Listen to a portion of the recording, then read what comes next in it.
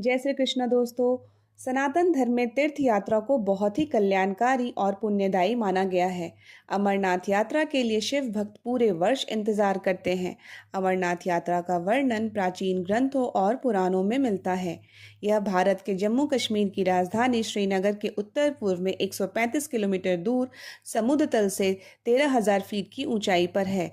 इस गुफा में प्राकृतिक रूप से बर्फ से 10 से 12 फीट ऊंचे शिवलिंग का निर्माण होता है, जिसे बाबा बर्फानी और अमरेश्वर के नाम से भी जाना जाता है।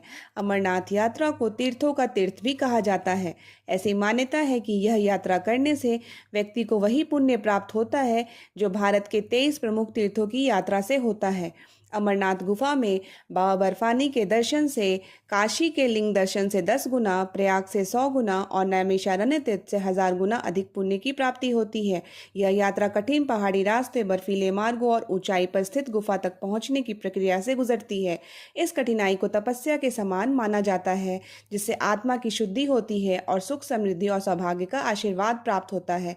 अमरनाथ गुफा साल में कुछ ही समय के लिए खुलती है, जब बर्फ पिघलती है। इस सीमित अवधि में दर्शन का अवसर मिलना भी अपने आप में एक बड़ा सौभाग्य और पुण्य का कार्य माना जाता है। यह यात्रा आषाढ़ मास से आरंभ होती है और श्रावण मास की पूर्णिमा यानी रक्षाबंधन तक चलती है। अमरनाथ यात्रा 2025 3 जुलाई से शुरू होकर 9 अगस्त तक चलने की संभावना है। अमरनाथ गुफा तक पहुंचने के लिए 2 रास्ते हैं। अनंतनाग जिले के पहलगाम से और दक्षिण कश्मीर के गांदरबल जिले के बालटाल से शुरू होता है। पहलगाम से अमरनाथ गुफा का पारंपरिक पैदल मार्ग करीब 48 किलोमीटर लंबा है। इस रास्ते से जाने पर चंदनवाड़ी, पिस्सू टॉप, शेषनाग और पंचतरणी जैसे पड़ाव आते हैं। यहाँ ठहरते हुए यात्री आगे बढ़ते हैं। इस रास्ते से यात्रा करने पर 3 से 5 दिन का समय लगता है। बालटाल से अमरनाथ गुफा का रास्ता पहलगाम की तुलना में थोड़ा छोटा है, लेकिन मुश्किल रास्ता है। बालटाल से अमरनाथ गुफा तक का मार्ग 14 किलोमीटर की एकदम खड़ी चढ़ाई है और दूसरी ओर गहरी खाई है। बालटाल के रास्ते से यात्रा 1 से 2 दिन में ही पूरी हो जाती है। बालटाल कैंप से यात्रा शुरू करने पर डोमेल, बरारी, संगम आदि पड़ाव आते हैं। चलिए जानते हैं यहाँ कैसे बनता है शिवलिंग। गुफा की परिधि लगभग 150 फुट है और इसमें ऊपर से बर्फ के पानी की बूंदें जगह जगह टपकती रहती हैं।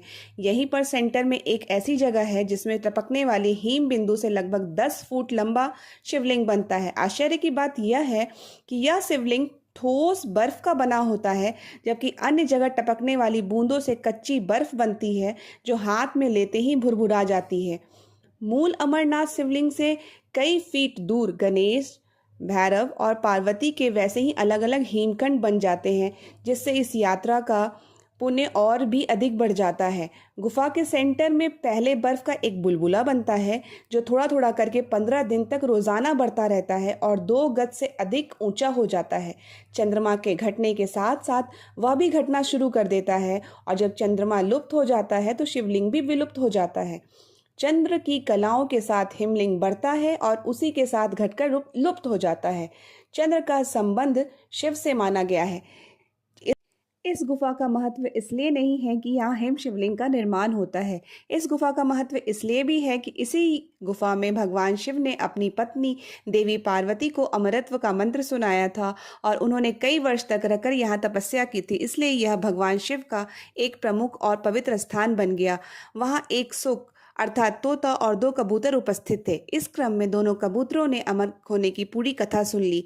सुख अर्थात तोता शुकदेव ऋषि के नाम से अमर हो गए।